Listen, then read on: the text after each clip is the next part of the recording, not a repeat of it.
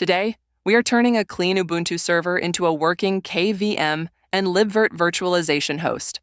We will verify hardware acceleration before installing anything, install the host packages, authorize a normal administrator account, prepare libvirt's private network, and run a final validation. We are deliberately stopping before VM creation. By the end, the host will be ready for episode 2, where we create the first Ubuntu virtual machine. Every command is in the video description. The companion article adds expected output and troubleshooting, and the tested scripts are available in the InventiveHQ KVM lab repository. Use a lab or an approved maintenance window and inventory existing virtual machines before changing a host that is already in service. Before entering commands, keep the architecture simple. The processor exposes Intel VMX or AMD's VM virtualization instructions.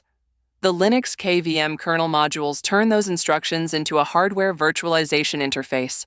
QEMU supplies each guest's virtual hardware and runs its process.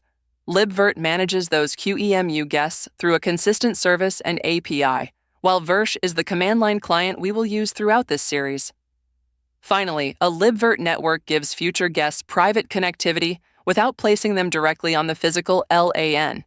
We will bring these layers online from the bottom up and verify each one before moving on. Start with LSCPU. On physical hardware, look for Intel VTX or AMDV. Inside a virtual machine, the hypervisor vendor may also appear because this is a nested lab. Next, count the VMX or SVM flags exposed to Linux. A positive count means this operating system can see virtualization instructions on one or more logical processors. Then check /dev/KVM. The device should exist and normally belongs to the KVM group. If the processor flags are missing, stop. Enable virtualization in BIOS or UEFI, or configure nested virtualization on the outer hypervisor. Installing more packages cannot create hardware support that the kernel cannot see. Now update the package index and install the host stack. CPU checker provides kvmok, a simple Ubuntu validation command. QEMU system x86 provides the virtual machine process.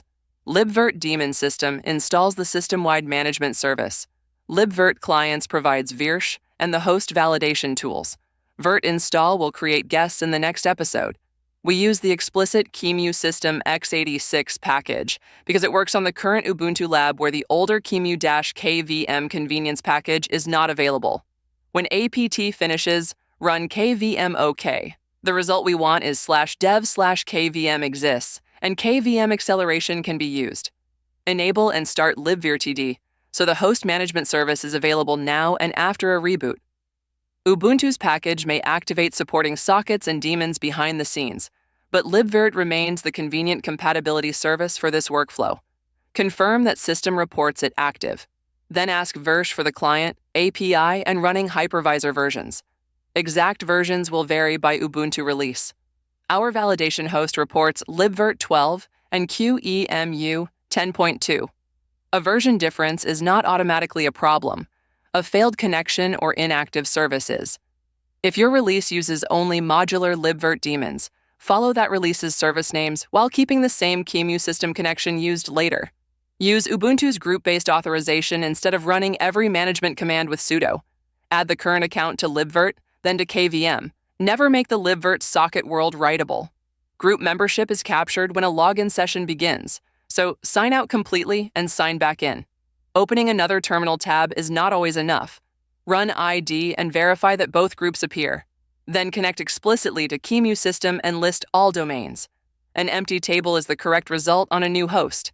A permission error, authentication prompt, or missing connection means authorization is not finished. QEMU system manages the host-wide virtual machines used in this series. QEMU session is a separate per-user environment. Future guests need a network, but Episode 1 does not modify the host's production interface. List libvirt networks first. Ubuntu normally creates a persistent network named default. It provides private DHCP and NAT behind a host bridge named virbr0. If default is inactive, start it. Then enable auto start so it returns when the host reboots.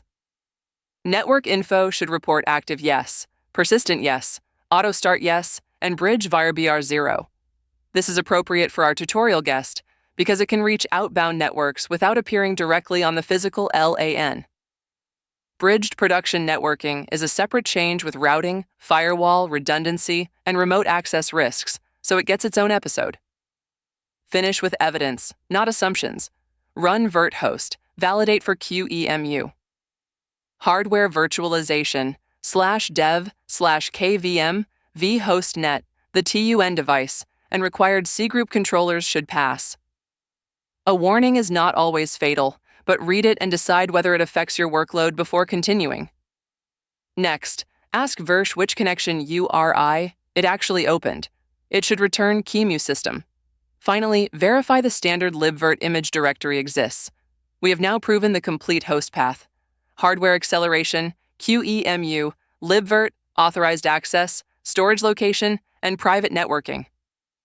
The architecture we started with is green from bottom to top.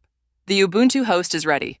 We verified acceleration before installing, brought QEMU and libvirt online, authorized the administrator account, prepared private networking, and validated the result.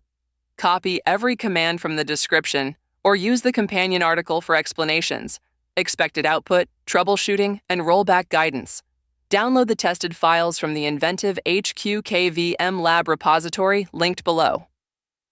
In Episode 2, we will use this host to create an Ubuntu virtual machine with a cloud image, cloud init, guest agent access, and a serial recovery console. That is where VM creation belongs, and it gives the next lesson one clear outcome. Keep this host available and continue with the linked episode when you are ready.